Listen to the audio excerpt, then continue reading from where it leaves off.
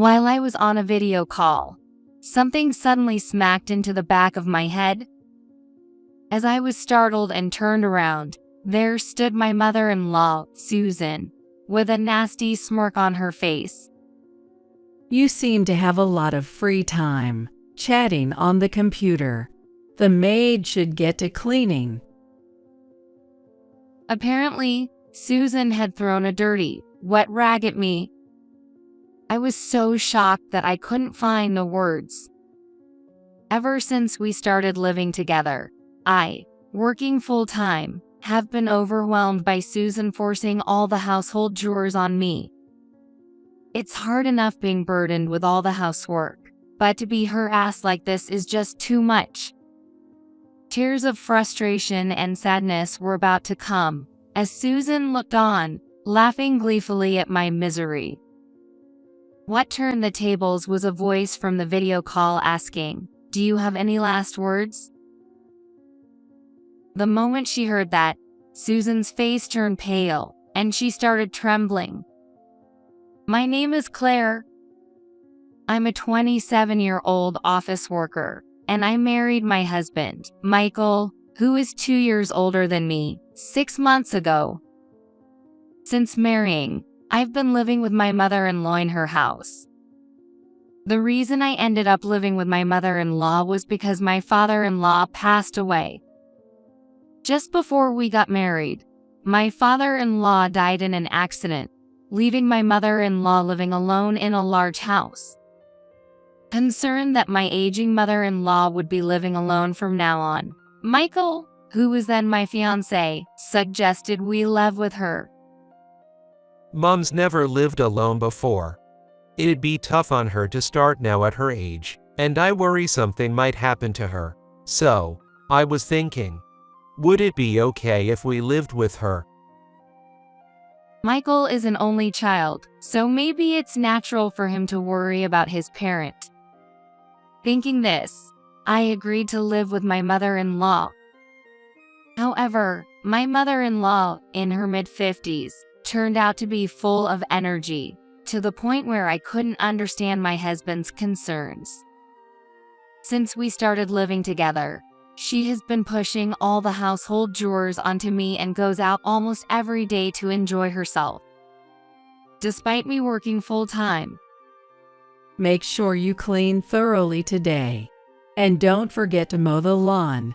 Have it finished by evening. Of course, that includes preparing dinner too. Okay, I'm off. Wait, what?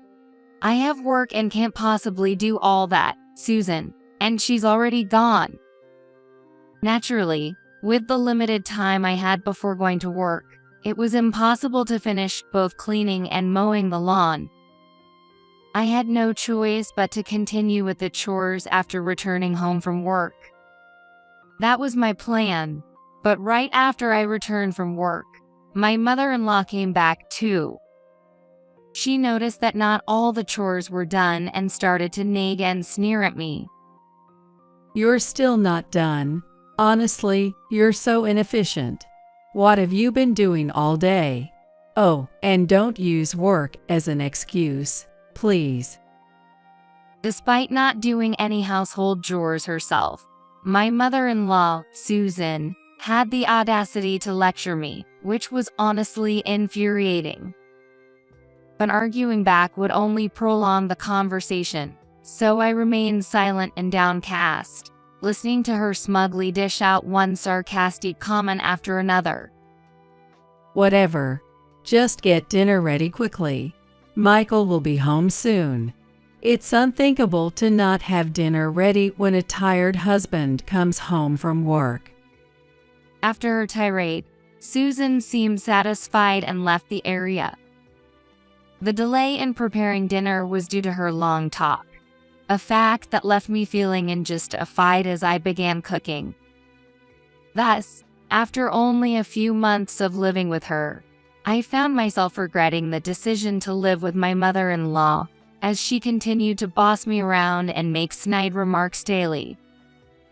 My husband, oblivious to the strained relationship between Susan and me, was busy working at the company run by his grandmother. This company, originally established and expanded by his grandfather, was being managed by his grandmother after the grandfather's death. There had been plans to pass the leadership to my father-in-law as the grandmother aged, but he passed away before this could happen. Since my mother-in-law, who had never worked in the company, couldn't take over, my husband became the successor.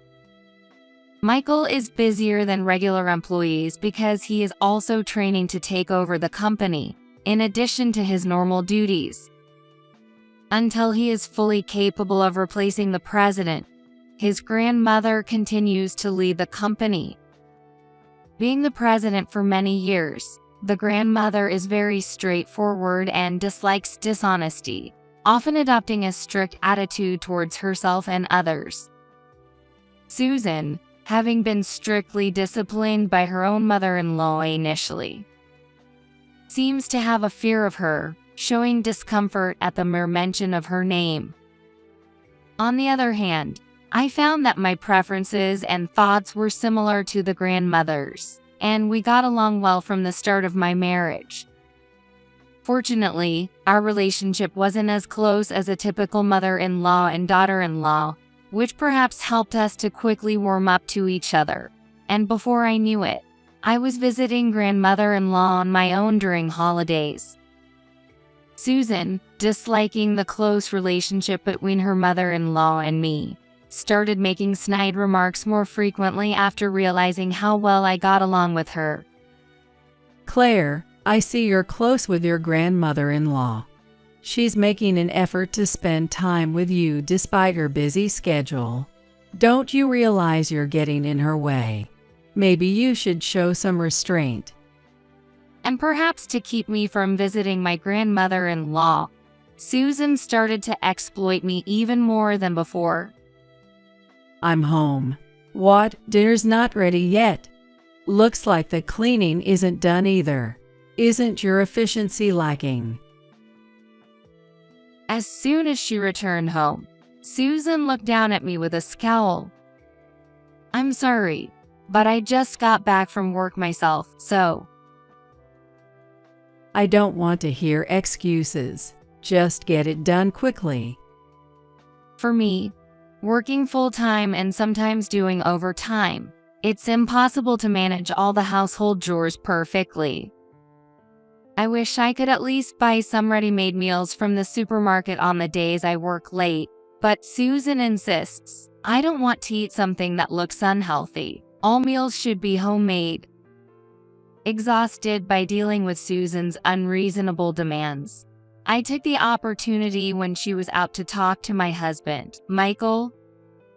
Susan won't listen to me. Can you talk to her, Michael? It's impossible for me to manage all the household chores by myself when we both work. We need her help. However, even when I pleaded, my husband wouldn't listen. Sorry, but I'm busy and tired from work. Can't you complain somewhere else? I think he didn't want to hear me speak ill of Susan. My husband, training to be the successor at his grandmother's company, seems to be tasked with various jobs and literally works from morning till night, often even on weekends.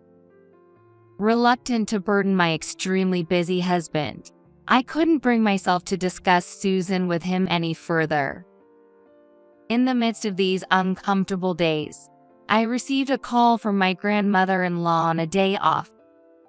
There's something I can't figure out on my computer. Claire, I hate to bother you, but could you help me? Is now a good time? I just finished my morning chores, so it's fine. I'll help if I can. Having just taken a break from my chores, I was happy to help my grandmother-in-law. I switched the call to a video chat and began remotely assisting her with her computer. Click this button and you'll get to this screen. Then, if you click OK here. As I was explaining and navigating the screen, suddenly, something cold smacked into the back of my head. What? Surprised by the suddenness, I quickly turned around. There stood Susan, smirking unpleasantly. Then, noticing a foul smell coming from below, I looked down to find a dirty, wet rat. Touching the back of my head where I felt wetness, my hand came away smelling foul, indicating Susan had thrown the dirty rag at me. Chatting on the computer. You seem to have plenty of free time. The maid should get to cleaning right away. I was profoundly shocked and speechless, both from being called a maid and having the dirty rag thrown at me. I couldn't understand any of it, including the usual harassment from Susan. Why should I be treated this way? What had I done?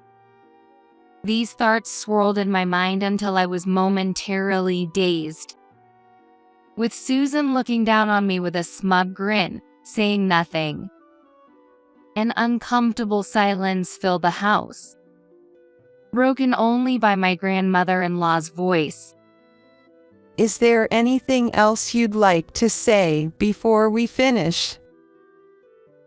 Her voice came from the computer screen I was on a video call with. At that moment, Susan, realizing I was talking to her mother-in-law, went pale and began to tremble. What, that voice? Could it be you, mother-in-law? You were talking to her.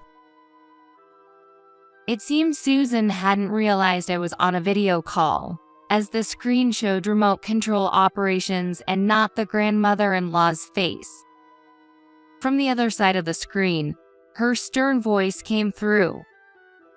It's not just your voice I heard. I might not know how it looks from there, but I can see everything from here. I saw you throw the rag at Claire, clear as day. Realizing her actions had been seen, Susan's face turned ashen, her mouth opening and closing in shock.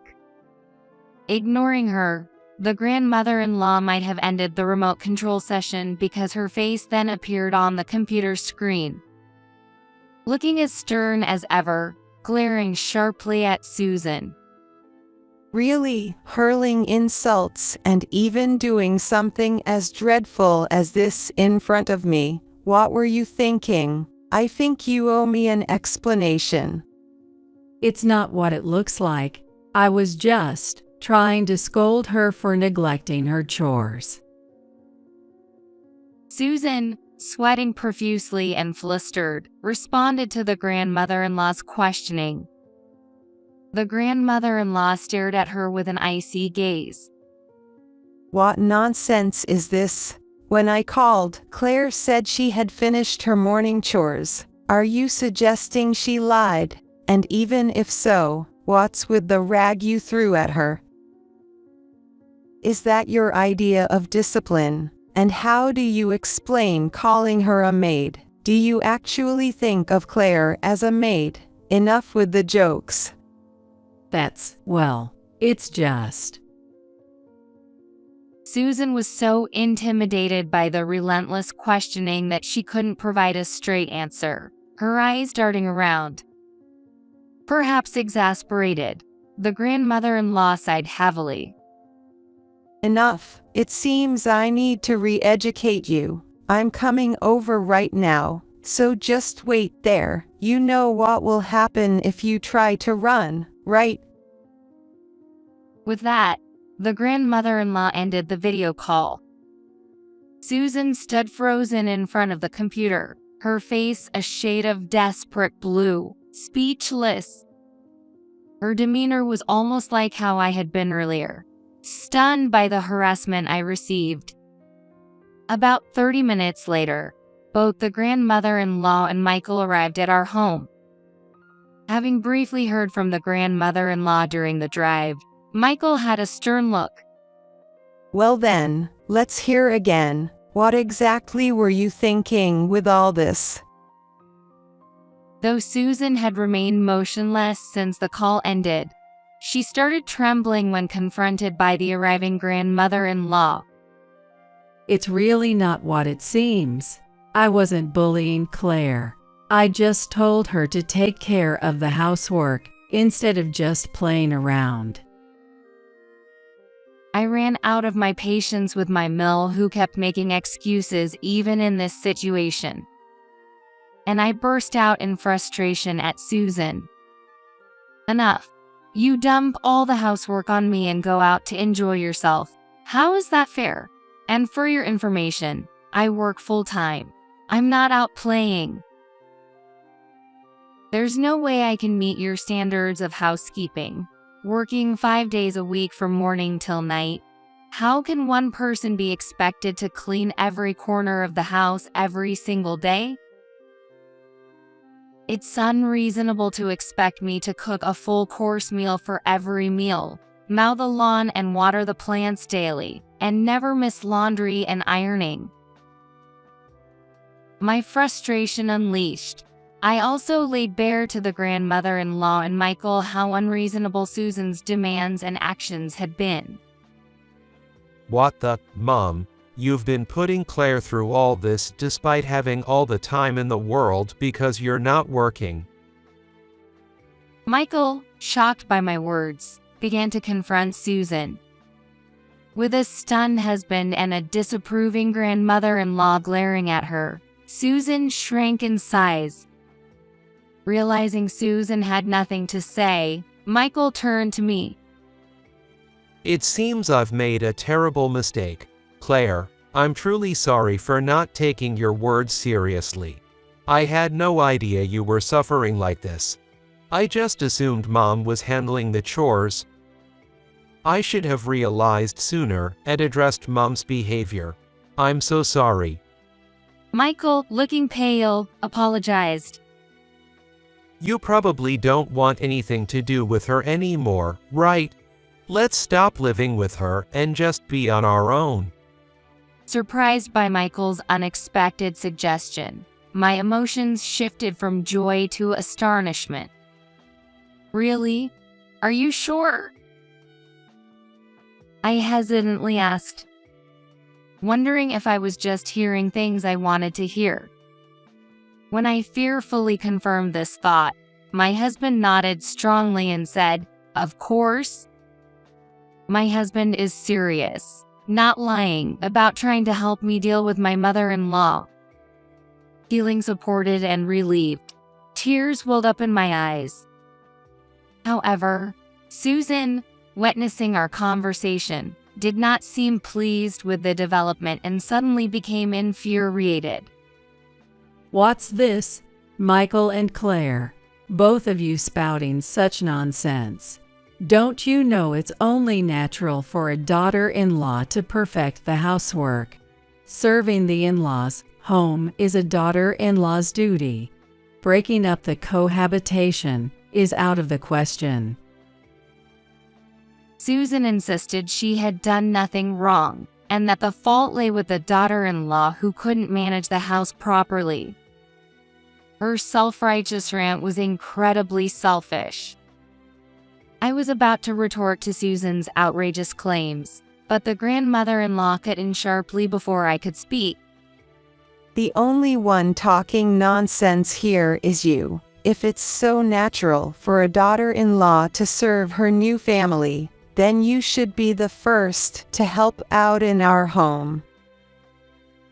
Chastised by the grandmother-in-law, Susan's previous bravado disappeared, and she trembled with fear. But, Michael, help me. I enjoy living with you, and your grandmother's house has maids, so there's nothing for me to do. Tell her I want to keep living with you guys. Susan pleaded with Michael, crying, but he looked at her coldly. Sure, having someone else do all the work while you play must be comfortable. But don't you see how hard Claire is struggling because of it? I don't care how important you think a mother-in-law is. Why can't you think of helping out? Michael's logical rebuttal left Susan biting her lip in frustration. The grandmother-in-law, witnessing this, cut Susan down further. Really? How shameful. clinging to your son like that. All right, if you're so keen on living together, then I'll live with you. Michael, arrange for the movers. Don't worry about the cost. Just make sure it can be done soon. Commanding Michael efficiently, the grandmother-in-law caused Susan to panic. Not that. Anything but that, please. Despite Susan's desperate resistance, the grandmother-in-law's chauffeur dragged her to the car and transported her to the grandmother-in-law's house. As it was, my mother-in-law was forcibly taken to my grandmother-in-law's house with only her body. Susan's screams echoed like death throes. A few days later, the movers arranged by Michael transferred all of Susan's belongings to the grandmother-in-law's house, where Susan began her new cohabitation. Susan was being strictly trained in household and company chores by the grandmother-in-law. Is that all you've done? You're too slow. At this rate, you'll never finish. Hurry up, then get home to start dinner. I can't take it anymore. Susan, overwhelmed by the variety of tasks, lived a miserable daily life. As an aside, Susan had a habit of overspending and had used up most of her husband's inheritance. Thus, no matter how much she disliked the grandmother-in-law's house, she couldn't afford to find a new place and move out. Once, Susan tried to flee and sneak into our home. However, Michael had changed the locks right after evicting her, so her key no longer worked. Realizing this, Susan banged on the door, shouting, Michael, help me. Let me in. Please hide me. Despite Susan's loud pleas, Michael and I ignored her until the grandmother-in-law arrived to take her back. Since then, we haven't seen Susan. Living alone in the spacious in-laws' home, Michael and I were relieved of stress and enjoyed our freedom.